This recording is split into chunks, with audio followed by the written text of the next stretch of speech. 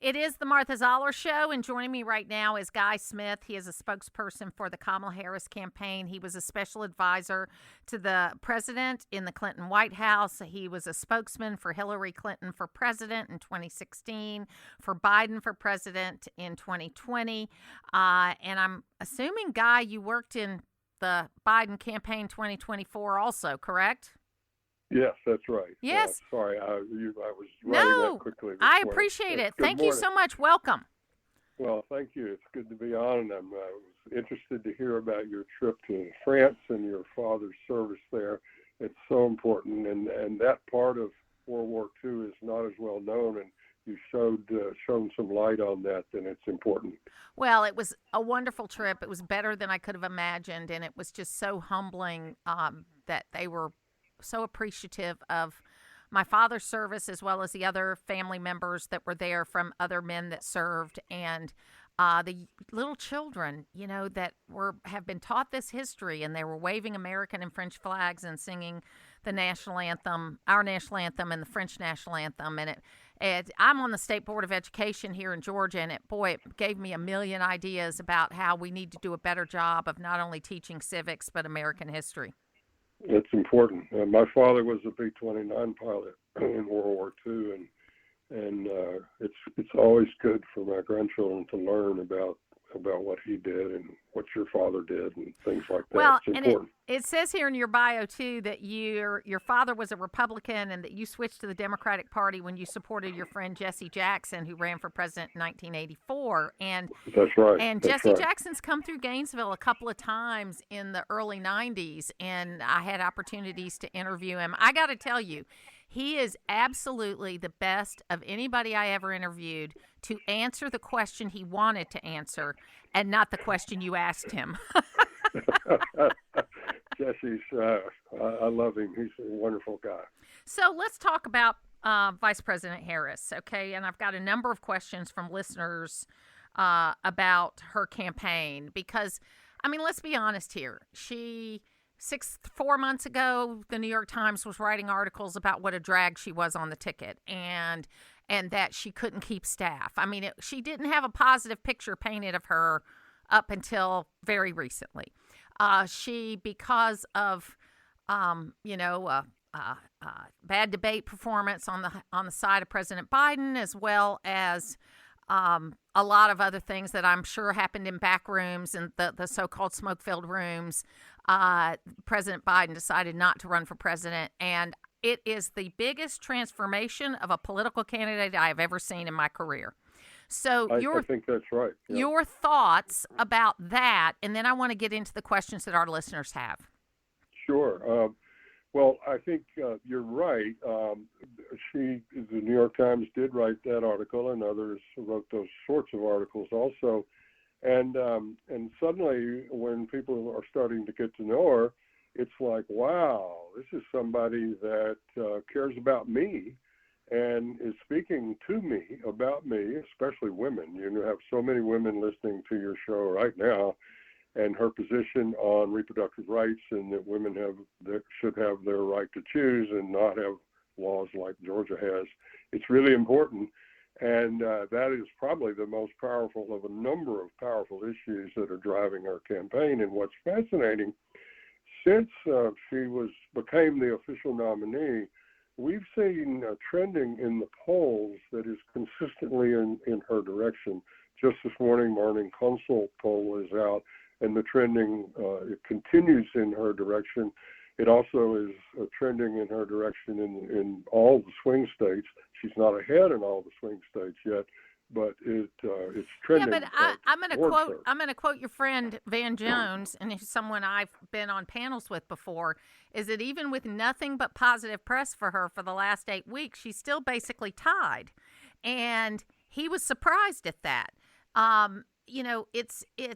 I saw a new poll that came out this morning that had her at plus 1%. And you and I both know with the way the electoral map is, Democrats have got to be a plus 3 or 4 in order to win the electoral college. So that's exactly right. No, you're right. And what we're seeing in states, the swing states, is that's why I use the word trending.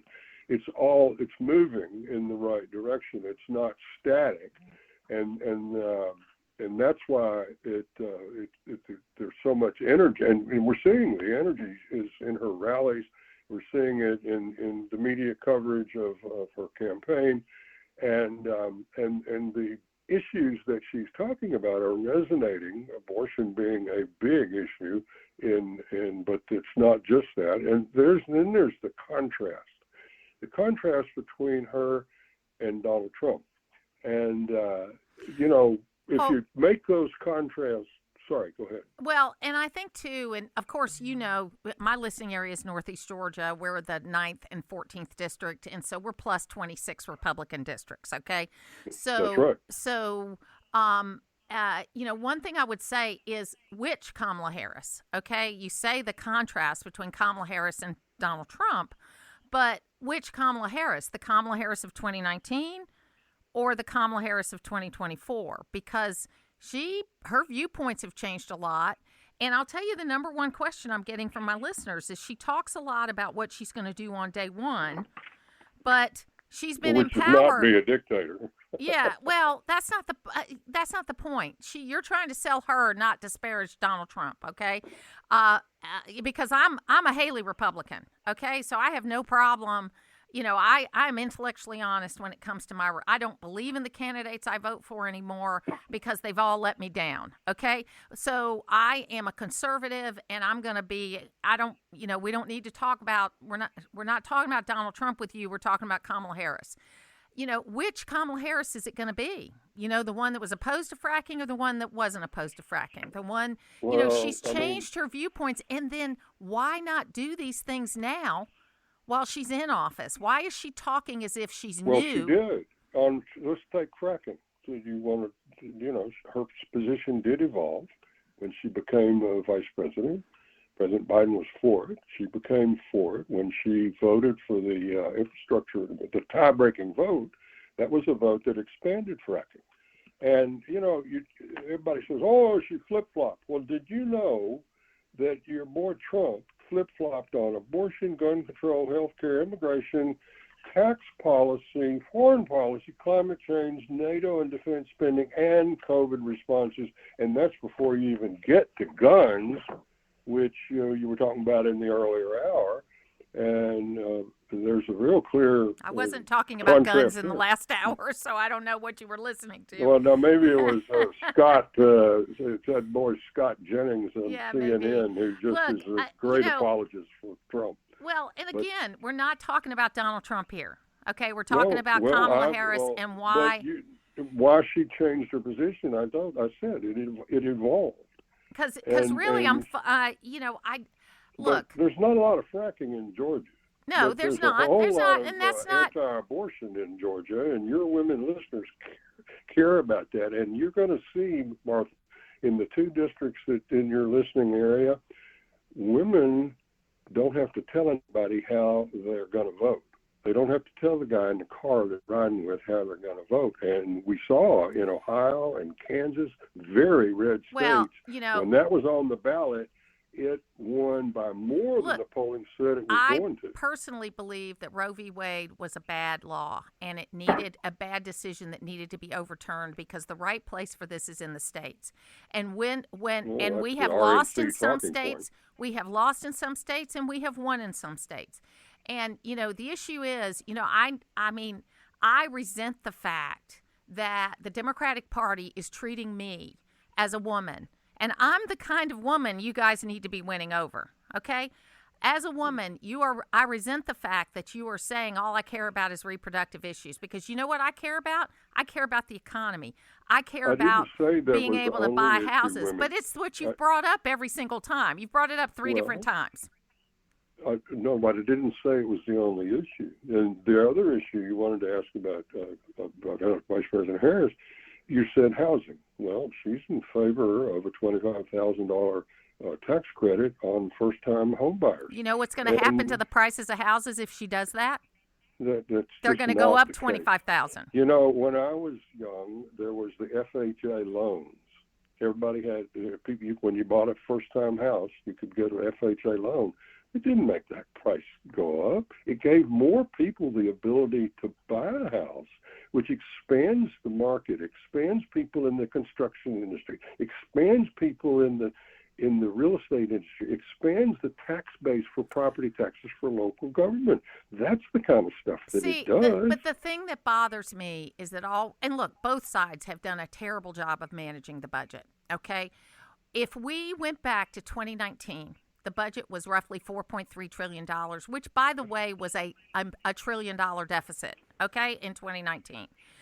If we adjusted for inflation, that brings it up to about $5.4 trillion. That's roughly a balanced budget, okay?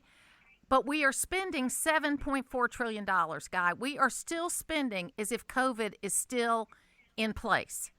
And the spending, the $1 trillion that you're talking about, $2 trillion, yeah. No. There was a $1 trillion tax cut for rich people. No, but under Trump. Revenues have gone up, Guy. Revenues have gone up. They went up from $4.3 trillion to $5.6 trillion. And revenues have gone up. But your listeners' taxes didn't go down. Yeah, they did. Mine did, and I'm not in the top 1%. Well, I'm not sure why your taxes went down. Yeah, your taxes went down because you make more than $400,000. No, I don't. No, I don't. Come on, you know what? Your radio station's not paying you enough. Your listeners need to write. Let me tell you what, Guy. There's only about five people in radio that make that kind of money, and believe me, the people in a rank and file station around the country are not those people.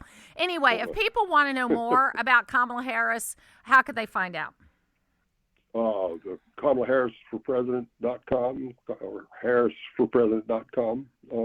Google search and you can also just either Harris in Issues, Harris's Plan.